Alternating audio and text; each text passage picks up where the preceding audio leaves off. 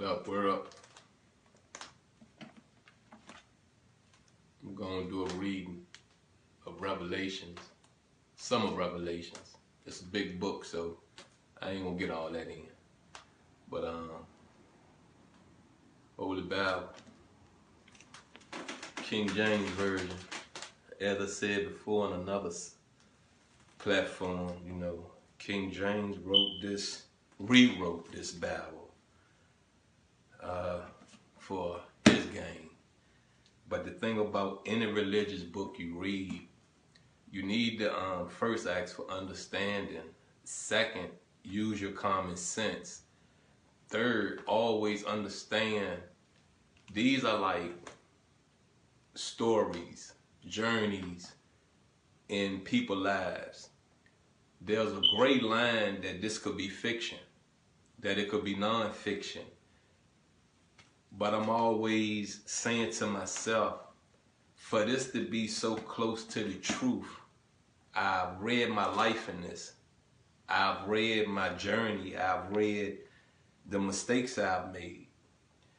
So for this to be so close to the truth of my journey, 52 years in this world, there's no way possible I could see this being in the fiction section of any library, any person's mind. But let me get into this Revelations. And as far as, the New Testament goes, I was never big on it. I was always an Old Testament, reader. And, the New Testament was always introduced to us. And I just got curious one day and went to the front of the book instead of starting at the back of the book. And I like the front of the book. It basically really like the original version of what the Bible consists of.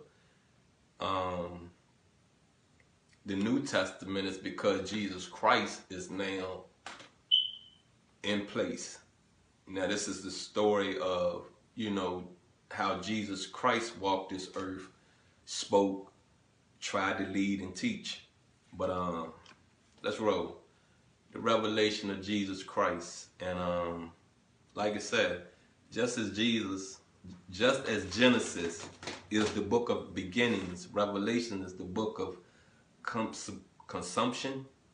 Yeah, in it, the divine program of redemption is brought to the fruition, and the holy name of God is vindicated before all creation. Now it's all creation, so what that mean? What does it mean, all creation? You get that right. Birds, humans, fish, you know what I mean? Everything you love that have a breathing heart, all creation. And to be honest with you, your shoes, your sneakers, your jewelry, it don't have a breathing heart, so I'm going to revive that and all creation. That means God overrules all that. Whether you want to understand it, believe it, whether you don't even care about it, it's the truth.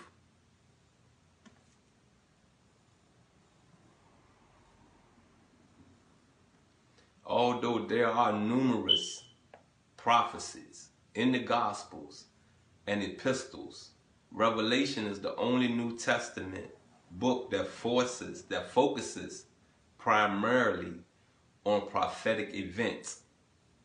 Its title means unveiling. You ever pray for insight? You ever pray for, can I just know something about what I'm getting into tomorrow? And somehow before you get into what you're getting into, you get that feeling like, okay, I got this, or okay, let me back away from this.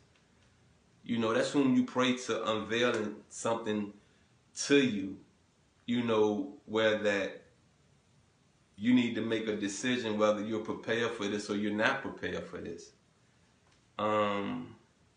Or disclosure. Thus, the book is an unveiling of the character and program of God, penned by John during his exile on the island of Patmos. Revelation centers around visions and symbols. Got it? The book of Revelation, and this is what I really want to get into, and I ain't gonna be able to get into all this tonight, but well, early morning. Visions and symbols. All right. We all have dreams. We all can be woke. And I'm not going to say black out, but you have a revelation, a vision. You know, you're seeing something, you know, and symbols. That's what really touched me so much about Revelations, because it's symbols. Like, I take a symbol and use it as a landmark. It's a guidance, it's a path. It's letting me know what that means, why I should either go to this or stay away from this. So if you understand the symbols, you understand the characters, you understand like how it's being portrayed, how it's being presented to you, then you should be able to relate today to what's written in Revelation.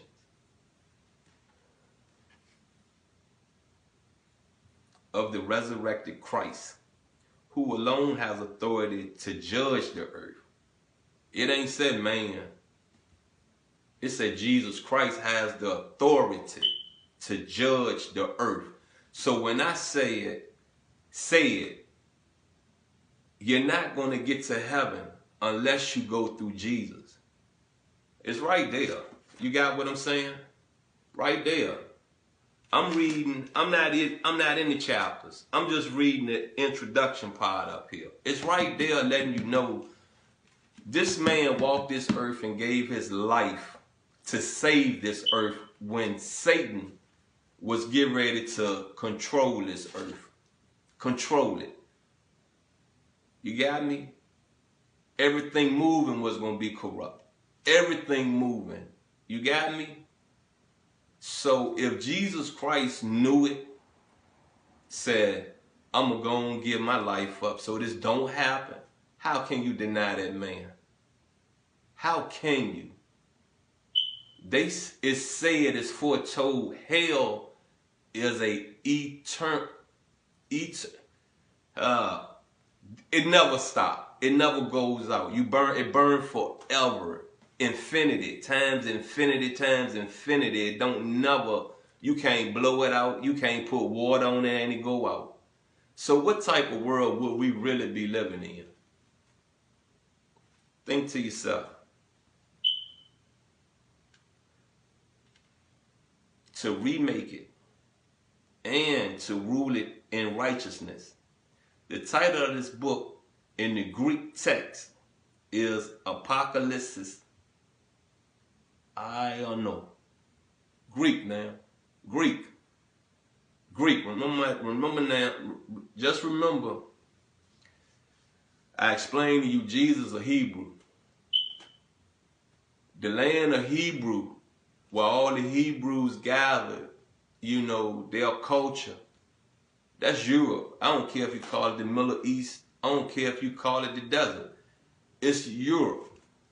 That's where the Greeks from. That's where the Romans from. That's where these Germans, these Russians. It's Putin.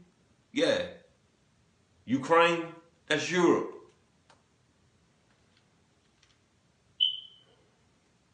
Revelation of John. It is also known as the Apocalypse, a transliteration of the word apocalypse, meaning unveiling, disclosure, or revelation.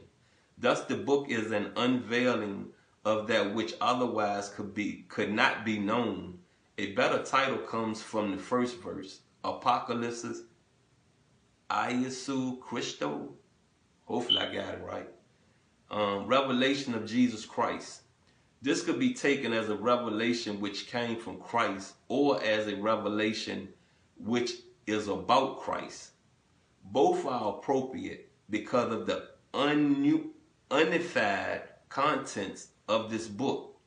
It should not be called Revelations. Ain't that something? What they say? It should not. But once again, Say use your common sense. See, this right here tell me what's to come, what has came. Got me?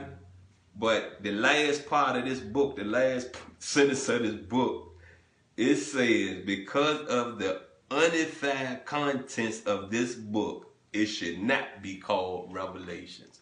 So, in other words, somebody out there really don't want you to know your ending. Really don't want you to see that your actions, your ways, your congregation, your influence is driving, steering a world of ignorant people. Once again, you know, we follow Satan out of heaven. We got thrown out because we rode with Satan. We you know, however it went, you know, I could imagine Satan said, well, y'all like this up here? Because we ain't getting no respect. You know, God over there, big almighty, like, we can't go sit over there or can't go bathe over there or sleep. You know, it probably was some old jealousy stuff. And, you know, for decades, however long, you know, Satan gathered enough ignorant people to say, you know something, I'm going up against my creator. And see, our creator, whom you pray to, and let's go beyond Jesus. Let's go, you know, to the source. God, the creator, the almighty. That's your father. You know, I really, you know, father and mother, because I see Armin as a morphodite, because we have two genders in this world. How can a man, I'm a man, so how can God be just a man and can create a woman? I don't get that part of it. How can God just be a woman and create man? I don't get meaning. Let me say it, meaning. I don't get that part of it, because I don't feel a woman would ever understand us 100%. And I know for a fact a man ain't gonna never understand a woman 100%. There are certain things that has been put inside each gender that's not in the other gender. And that's why opposites attract.